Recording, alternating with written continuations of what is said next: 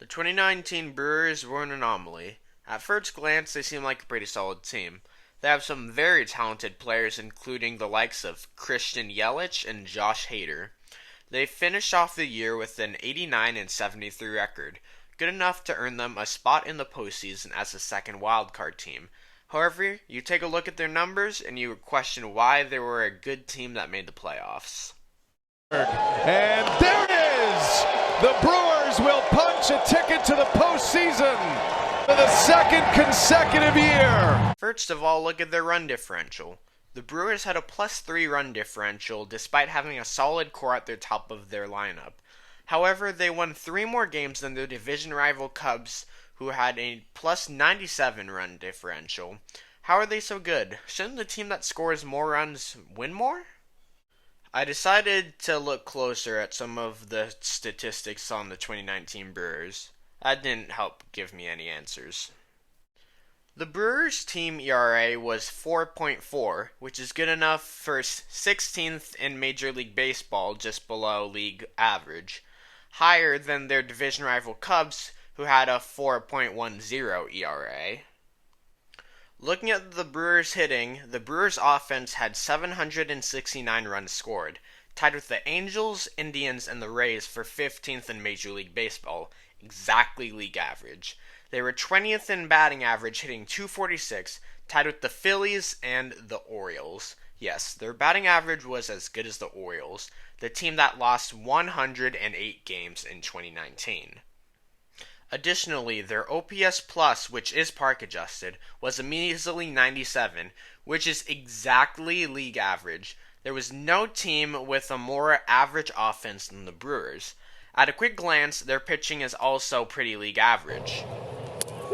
Fultonevich takes a look at a called third strike. However, everyone knows how they got to the postseason. They had a dominant bullpen led by one of the best closers in Major League Baseball.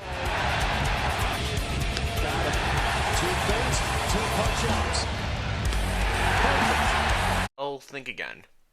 Here's a comparison of the Brewer bullpen to the Cubs, who did not have a good bullpen even after acquiring closer Craig Kimbrell via free agency. This doesn't make much sense. The Cubs have a better bullpen? Well, not exactly.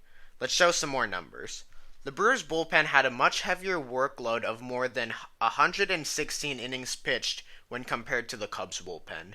Not only that, the Brewers bullpen has a 10.21 Ks per 9 innings. This leads to the Brewers bullpen having a 4.1 WAR versus the Cubs' 1.3 WAR. Additionally, save percentage is another thing that should be taken into account, since it is essentially a way to measure the clutch factor of pitchers. Oh boy, is there a clear difference here. It should also be noted that saves include blown leads by the bullpen, not just the 9th inning. As you can see, the Brewers' save percentage was 64.10%. The Cubs' save percentage? 25%. 29th in MLB. Jeez, the Cubs would end up blowing 3 of the 4 leads they would have taken. Another wild card hopeful team, the Mets, have a similar statistic, however not nearly as bad as the Cubs, with a decent 58.5% save percentage. So the Brewers' relief pitchers certainly had some kind of clutch factor.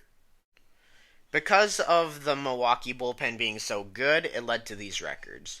In one-run games, the Brew Crew is 27-18. The Cubs, a 19-27 record, which is pretty bad considering the Cubs ended up being 5 games back of the Brewers.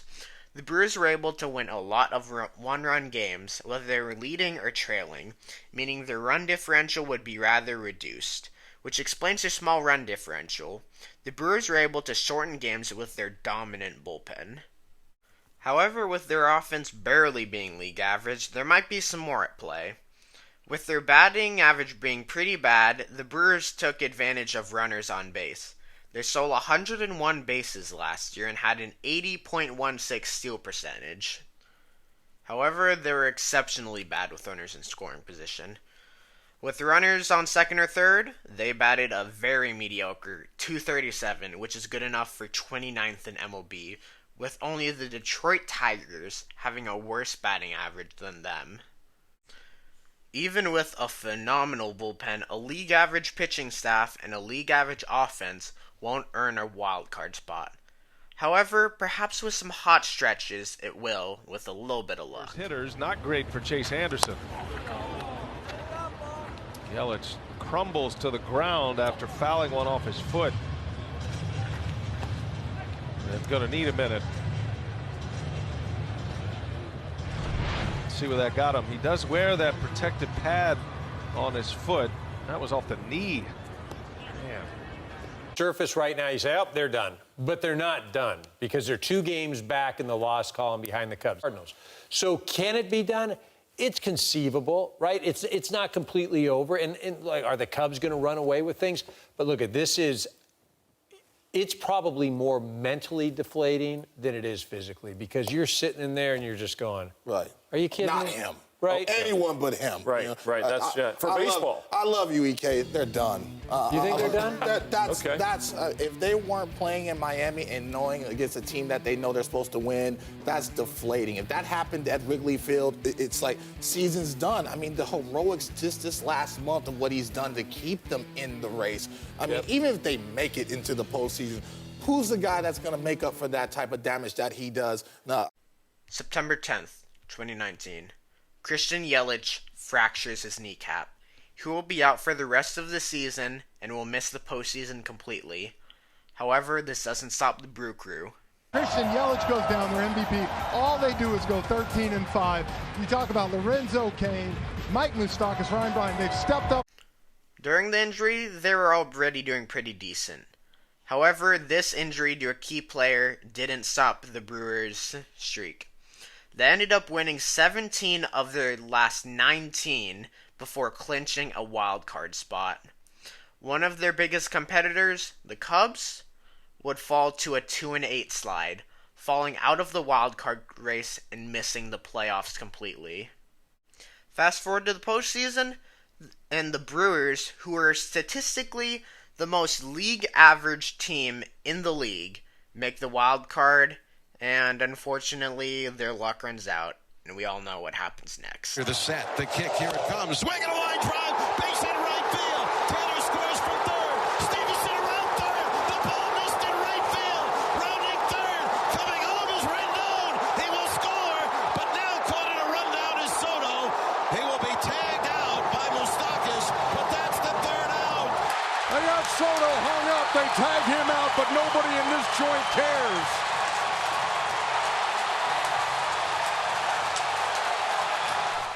In the end, it goes to show that there is still a certain clutch factor in baseball, something that can't be measured by statistics, even though baseball seemingly has a stat for everything nowadays. How else would the most average team in baseball be able to make it to the wild card spot and almost beat the World Series champions of that year? Back ball game, and the Washington Nationals are LA bound.